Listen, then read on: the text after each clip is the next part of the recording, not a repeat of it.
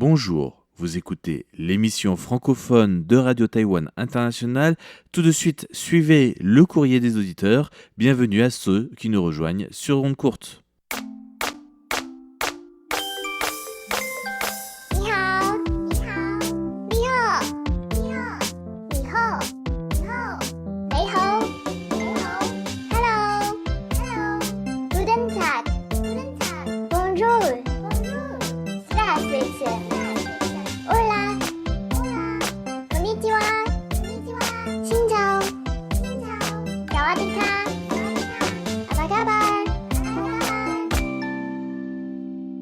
Bienvenue sur Radio Taïwan International et ce nouveau numéro du courrier des auditeurs. Vous êtes en compagnie de Valentin Floquet. Et de Sasa.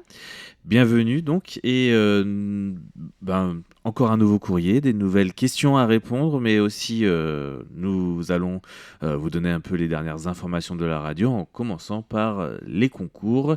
Nous avons d'ailleurs un concours caché, on va dire, à vous présenter et à vous donner un petit peu des indices dessus pour pouvoir participer.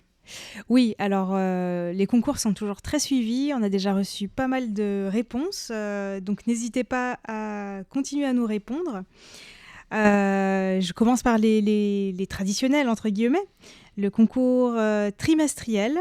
Donc la question c'est: quelle est la prochaine ville en Europe qui sera desservie par une liaison aérienne commerciale directe avec Taïwan? Et les cadeaux, ce sont 3 cahiers décorés de lieux et d'animaux de Taïwan. Donc je pense que ça doit être très joli. Donc ensuite, le concours pour le mois d'avril. Citer 2 événements diplomatiques majeurs pour Taïwan qui se sont déroulés au mois de mars. Et là, les cadeaux, et il y en aura 5, ce sera des rassembleurs de câbles pour appareils électroniques. Ouais, donc des petits ustensiles qui permettent d'attacher vos câbles, de les coordonner, enfin entre guillemets de les ranger quand vous les emmenez dans des sacs ou des choses comme ça, au lieu de les mettre en tampon comme moi au fond de votre sac. Le mieux c'est d'avoir un petit cordon, un petit rassembleur donc qui est décoré en l'occurrence pour attacher vos câbles. Un petit détail aussi pour le concours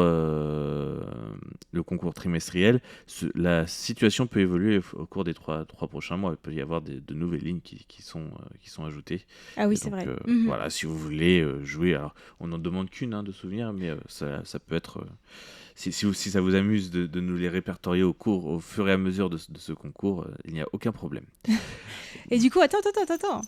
Ah bah oui, mais voilà. Non, mais, Là, voilà, vous écoutez, voilà. vous entendez le son du cadeau, Voilà. du concours surprise, concours bonus. Oui. Au mois d'avril, on a en fait décidé d'ouvrir un nouveau petit concours parce qu'on a des super cadeaux.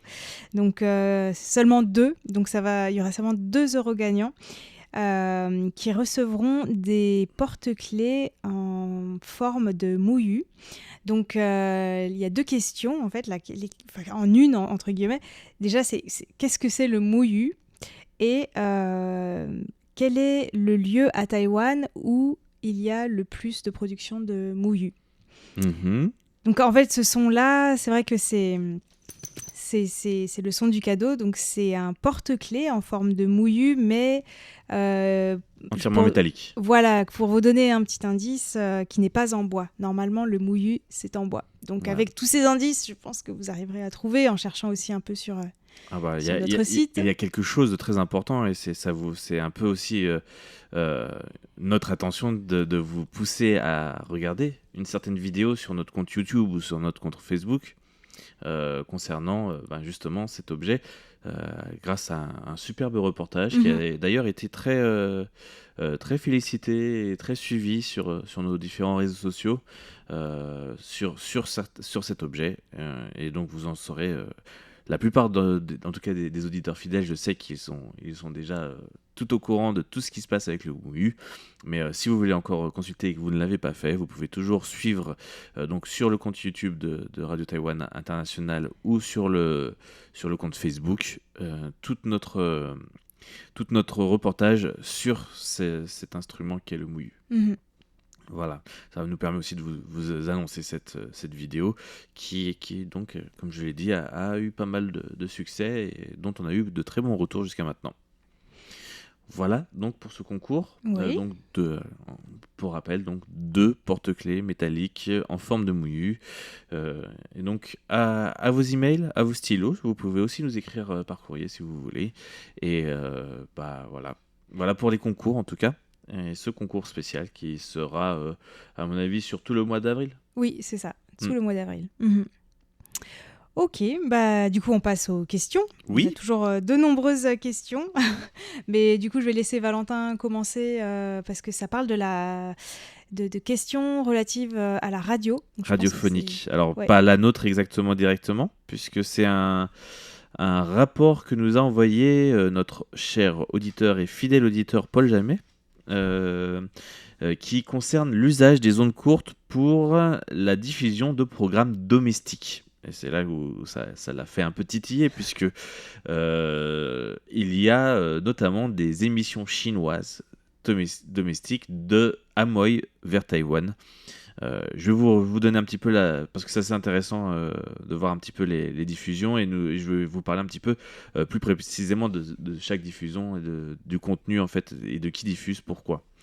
Donc quand on tape dans le document qui a été envoyé qui est un PDF et qu'on tape Taïwan dedans, eh bien il y a 11 fois Taïwan qui ressort dans ce document, qui est publié par... Alors, le nom du document s'appelle DBS 25.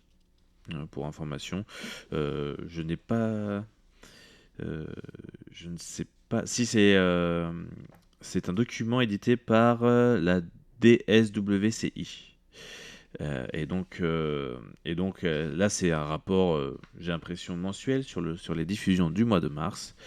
Et donc, parmi les informations informées, donc le rapport a été publié le 1er avril, bien sûr, eh bien, il y a plusieurs fois Taïwan, le mot Taïwan qui ressort.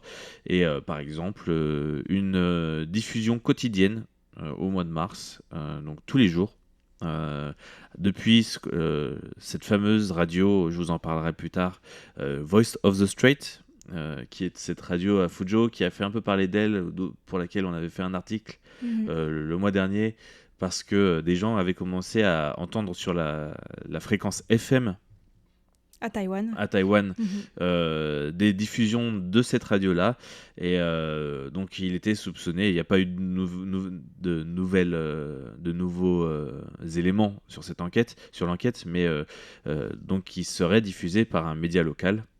Parce que la voix FM, à part s'y mettre un bateau à moins de, je sais pas, 50 km ou 100 km de la côte côte ouest de Taïwan, c'est pas diffusable directement par un émetteur chinois. Donc voilà, il y a des suspicions sur des partenariats faits avec cette radio depuis Taïwan. Et donc il y a toujours une enquête en cours, mais pas de nouvelles informations, j'ai recherché. Donc Voice of the Strait, qui est donc vraiment, on l'avait expliqué dans notre article, je peux vous le rappeler, c'est une radio qui a pour but, qui est sous l'égide de l'outil de propagande de l'armée chinoise, en gros, de l'armée populaire chinoise. Et donc elle s'appelle aussi donc le groupe de cette radio qui s'occupe de cette radio s'appelle China Huayi Broadcasting Corporation, et donc est installée à Fuzhou, donc juste en face de Kinmen et donc de Taïwan au plus près. Donc ça c'est la première diffusion qui a eu lieu qui a lieu quotidiennement de 3h55 du matin à 3h de l'après-midi, donc une émission de 11h05 si je comprends bien, et dont l'identité est Raisha Jushan Shinwen Guangbo, c'est le nom en pinyin de l'émission, et donc justement Voice of the Strait. Et c'est donc un journal d'information. Il y a aussi une autre diffusion apparemment de 14h30 à 15h à la fin de ce programme qui est This is the Voice of Taiwan Strait News Radio. Et là, l'intégralité apparemment, selon ce qui est indiqué, l'intégralité du contenu est en langue Amoy. Alors, Amoy, c'est un autre nom pour la ville de Xiamen. Enfin, en tout cas, C'est c'est ça. la langue qu'ils parlent dans cette ville, qui ressemble un petit peu au taïwanais, mais qui n'est pas exactement pareil, mais ça ressemble beaucoup. Oui. Alors voilà, c'est ça. Et Mhm. j'ai refait la recherche pour être sûr de ce que j'ai fait comme recherche juste avant d'enregistrer cette émission. C'est que, en fait, Amoy est le dialecte Minnan le plus proche du taïwanais. Mhm, Voilà. mhm. Donc voilà pourquoi ils utilisent la langue Amoy dans ça. Il y a aussi le Hakka, d'après ce que nous dit Paul Jamet, qui Oui, est une donc langue là, utilisée c'est la aussi à première Taïwan. Mhm. notification. Il y a une autre diffusion qui était plus irrégulière pendant le mois de mars, qui était fait par Voice of Zhonghua, qui est donc installé à Pékin cette fois-ci, qui est un autre diffuseur de propagande du gouvernement chinois, et qui faisait des diffusions de 20h55 à minuit et de 10h à 17h05. Et c'est là où on voit Amoy to Taïwan, donc de Xiamen à Taïwan, et qui s'appelle aussi donc Zhonghua Zhishen en mandarin, le nom de l'émission. Là, on ne dit pas si c'est un journal d'information ou quoi que ce soit, par exemple. Mhm. Dans d'autres. Alors, je continue, parce que c'est tout un rapport. J'ai juste relevé un peu. Après, il y a Voice of Shenzhou. Shenzhou, c'est un autre nom qu'on utilise en Chine pour la Chine, la terre divine. Hein. Ah, Voilà. d'accord. Mais Mhm. ça se dit, je l'ai déjà vu dans des articles chinois. La voix de la terre divine. Et C'est pas voilà, mal comme. c'est ça. Et pareil, donc là, cette fois-ci, oui, il y a autant du taïwanais que du Hakka, et toujours à destination de Taïwan.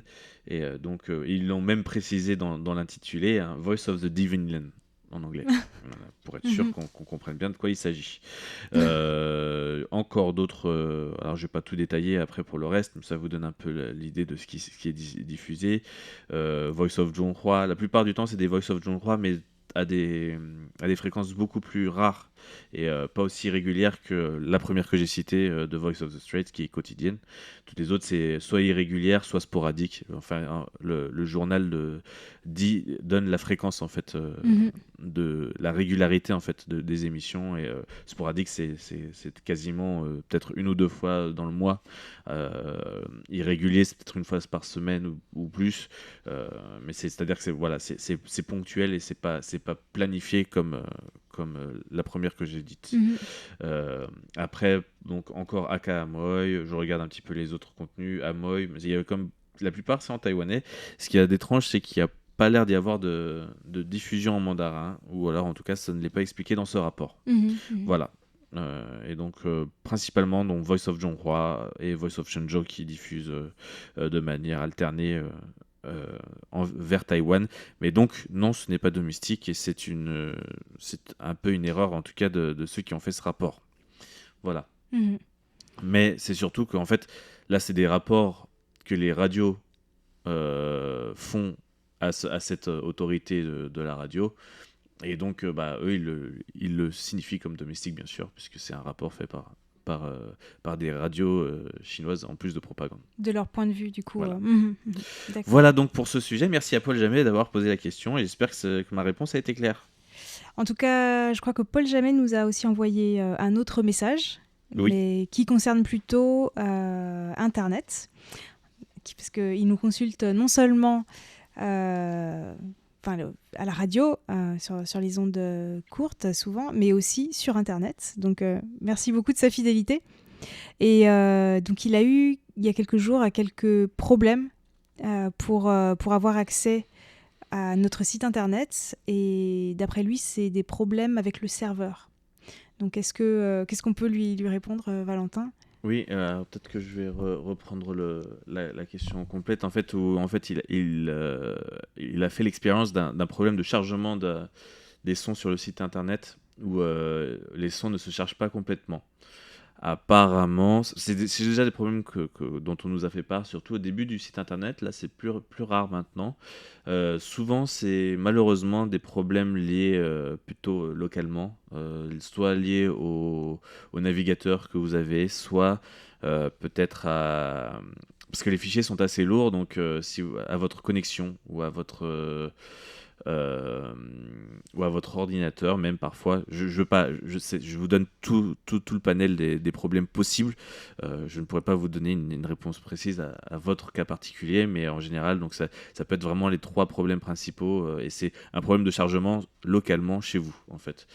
Et nous, on peut pas trop y remédier pour ça, à part réduire la qualité de nos fichiers, ce qui n'est pas, pour l'instant, vraiment quelque chose de prévu. Mais Voilà. apparemment, c'est un problème qui est souvent temporaire. Donc, Voilà. en général, on peut essayer de réécouter un peu plus tard et parfois ça marche. Donc, Voilà, ça c'est peut bien. être une combinaison des 3 problèmes, par exemple, problème de Mhm. navigateur qui a du mal à gérer les informations, d'une connexion peut-être un peu plus faible que d'habitude, et d'un ordinateur qui est plus sollicité que d'habitude. Ça peut être les 3 en même temps qui font que, voilà. Alors, comme d'habitude, hein, comme je le dis depuis le début, c'est juste une appréciation sans Mhm. avoir les éléments. Faudrait que je sois sur l'ordi personnellement ou qu'un ingénieur soit sur l'ordi personnellement pour relever quel est le problème. Mais voilà, c'est c'est plus ou moins ce qu'on a vu aussi avec nos ingénieurs informatiques sur ce problème, qui est souvent un problème de manque de puissance en fait pour charger le tout, ou de manque de connexion, manque de débit. Mhm. Voilà pour la réponse à cette question. On va passer à la suivante peut-être. Oui, mais en fait, avant de passer à la question suivante, je voulais juste mentionner une petite remarque de Maggie Roy.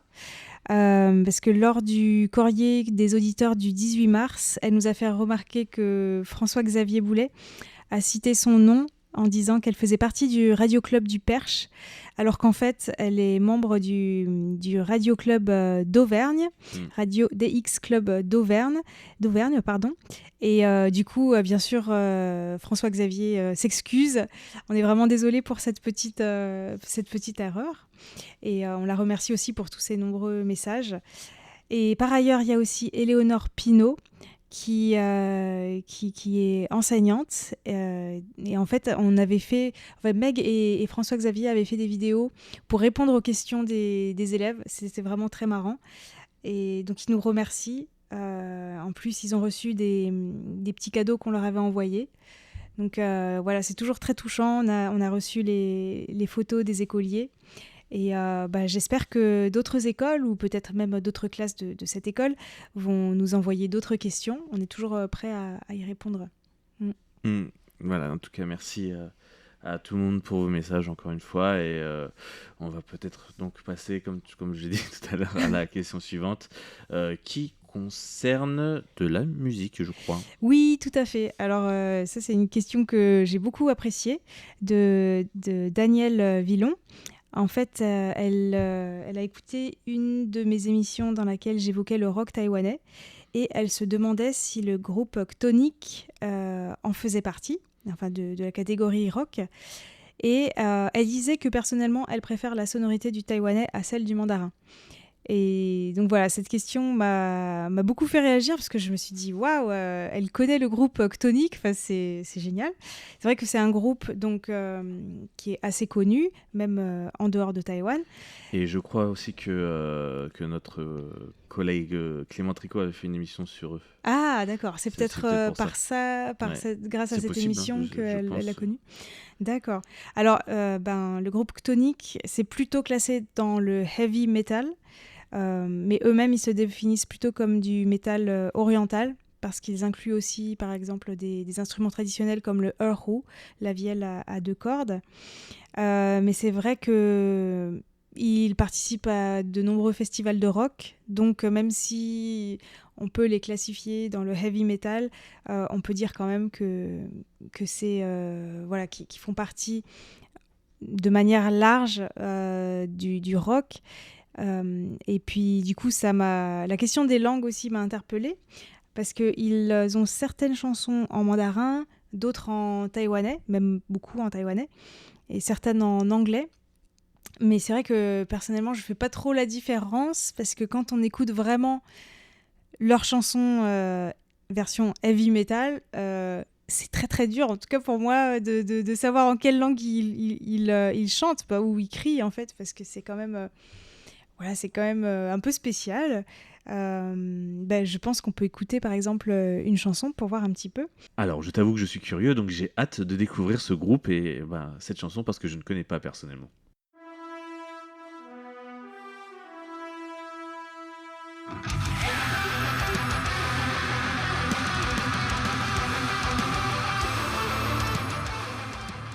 Alors pendant que nos éditeurs écoutent, est-ce que tu peux nous dire un petit peu quelle est cette chanson, nous donner un peu d'histoire dessus? Bon, peut-être pas d'histoire, mais au moins si elle est en mandarin, en taïwanais ou autre, en anglais. Oui, déjà, je pense que les auditeurs se seront réveillés s'ils étaient sur le point de s'endormir un petit peu dans notre courrier des auditeurs, parce que là, ça déménage, quoi. Donc cette chanson, c'est Millennia's Face Undone, et elle est en taïwanais, comme en fait la plupart des chansons de Chthonic ces dernières années, à part certains CD qu'ils ont fait en anglais pour avoir une scène plus internationale. Mais c'est vrai que Freddie Lim, qui est l'un des cofondateurs du groupe, le chanteur aussi, il est très engagé pour la défense du taïwanais. Oui, très engagé tout court, puisque c'est un personnage politique de la ville de Taipei quand même. Ah, pas que de la ville de Taipei, c'est un député, c'est vrai qu'il est lié à une circonscription de la ville de Taipei, mais c'est un député donc, au Yuan législatif depuis 2016, et il a été réélu, mais ensuite, en fait, après le mouvement des tournesols, il avait co-fondé le New Power Party, qui est un parti pro-indépendance. Et donc là, il s'est représenté en 2020. Il a été réélu, mais en indépendant, parce que ce parti a de moins en moins de soutien, en fait. C'est vrai qu'il est très engagé, que ce soit sur les droits de l'homme, pour le taïwanais, la pratique du taïwanais et l'indépendance de Taïwan.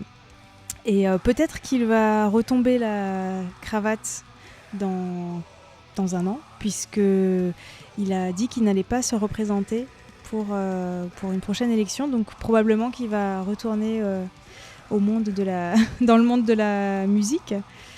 Donc on va suivre ça dans ces prochaines années avec intérêt.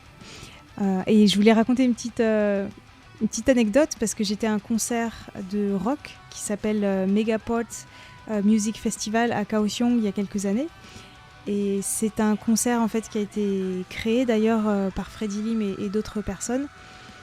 Et donc il y avait plusieurs hangars et plusieurs concerts en même temps. On pouvait se balader, c'était vraiment génial. On pouvait aller voir tel et tel groupe. Et donc bien sûr, je me suis dit, je vais aller voir Chthonic, ça doit être génial. Et je suis rentrée, j'ai pas pu rester plus de 5 minutes parce que franchement, mes poumons ont failli exploser en fait. Avec, je sais pas comment décrire. J'ai senti les alvéoles de mes poumons, quoi. Là, ça résonne. C'était tellement fort, tellement intense. C'est impressionnant. Je sais pas toi qui aimait bien dans ta jeunesse peut-être le heavy metal. Est-ce que tu as eu cette expérience? Je suis jamais allé à des concerts perso, mais j'ai écouté ça à la maison, moi en faisant mon sport. D'accord. Mais les concerts et l'ambiance des concerts m'intéressaient beaucoup moins en fait. C'est vraiment la musique en elle-même qui m'intéressait. D'accord. Et comme je disais, le heavy metal c'est quand même quelque chose de très connu. Enfin, les groupes nord-européens sont très connus dans ce monde-là. Et là, ce que vous entendez, au niveau musical, en tout cas, ça ressemble vraiment à ce que j'écoutais des groupes comme Angra, Sonata Arctica, si vous connaissez, qui sont assez connus, ou à Nightwish aussi, parce que la chanteuse fait de l'opéra sur ce genre de mélodie, qui a un style de voix opéra, on va dire. Et donc, non, j'ai pas eu l'expérience de faire de concert là-dessus. Par contre, pour revenir sur Freddie Lim, moi, la seule rencontre que j'ai eu à faire au niveau de l'information, c'est lors du Covid. Je ne sais pas si tu te souviens de la pandémie, il y avait ce début d'épidémie qui avait commencé dans les grands... Comment ça s'appelle, dans les marchés grossistes. Dans le quartier de Wanhua dont il est député. Voilà, c'est ça. Et il était arrivé un petit peu en cow-boy, il s'était mis derrière Chen Shih-chung pour faire l'interview, etc. Il m'avait fait une très mauvaise impression. Ah oui. Voilà, donc ouais. Et bon, voilà, on connaît la musique et tout ça, c'est pas pour dire que c'est tous des gros révolutionnaires, etc. Mais bon, voilà, ça correspond un petit peu au style de musique, il fait un peu de screaming aussi dedans, etc. Et voilà, bon, Ça peut correspondre un peu à la personnalité en tout cas. Mais moi j'étais un peu déçue quand il a été élu au UN législatif parce que je pensais qu'il allait rentrer au Parlement taïwanais avec un style de rocker, mais en fait non, il a mis la cravate et tout comme tous les autres en fait. Ouais, puis non, par contre au niveau du style, au niveau du comportement, par contre il était très rentre dedans et là, pareil dans la vidéo, il s'était embrouillé avec le directeur, le chef des grossistes en le pointant du doigt en disant qu'ils n'avaient pas fait le boulot nécessaire alors que ça faisait déjà plusieurs semaines qu'ils étaient en train de tout vérifier, de faire des décontaminations, etc. Enfin bon, bref. Et je me souviens aussi, là maintenant que j'y pense, que même au Parlement, en fait, il faisait des interventions souvent en taïwanais. C'est assez impressionnant. Et effectivement, il est très rentre-dedans, très revendicatif. Et en tout cas, s'il revient dans le monde du heavy metal, il ira peut-être en tournée dans des pays européens. Donc peut-être en France aussi ces prochaines années, donc à suivre. Et pour terminer ce courrier... Oui, on peut finir en fait, donc voilà, la chanson s'est terminée, donc on va peut-être en mettre une seconde pour vous faire profiter de encore un peu plus de Chthonique. Mais en acoustique. En acoustique cette fois, donc quelque chose d'un peu plus calme quand même, pour finir ce courrier en douceur. Et c'est quoi la chanson ? Avec Defenders of Boutique.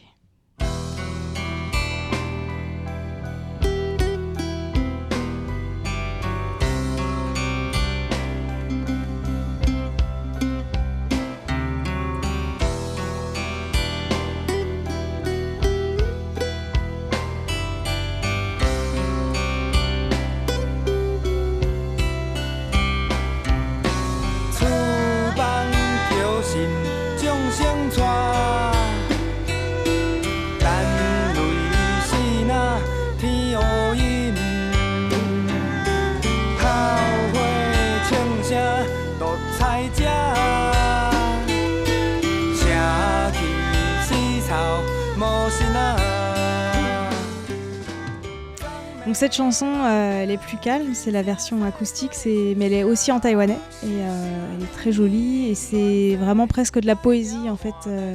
Cette chanson, c'est pas facile à comprendre en fait le texte. Et est-ce que tu peux nous expliquer de quoi ça parle, parce que j'ai vu que tu as fait une petite recherche.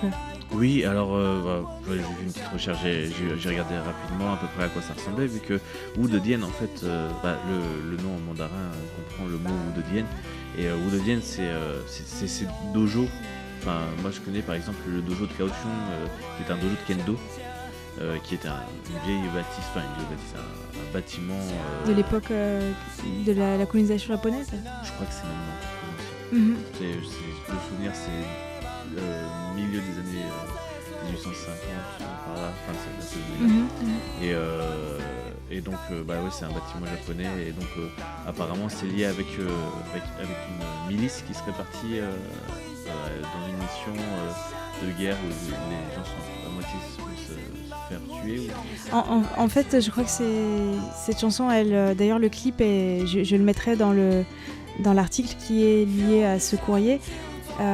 C'est un très joli clip, mais c'est très triste parce que ça montre une personne qui se fait arrêter et exécuter avec d'autres personnes. Et en fait, apparemment, si j'ai bien compris, ça parle de certains Taïwanais qui se sont battus volontairement auprès des Japonais pendant la Seconde Guerre mondiale. Et du coup, quand ils sont revenus à Taïwan, pour avoir été du côté des Japonais, ils se sont fait persécuter par le régime nationaliste du Kuomintang.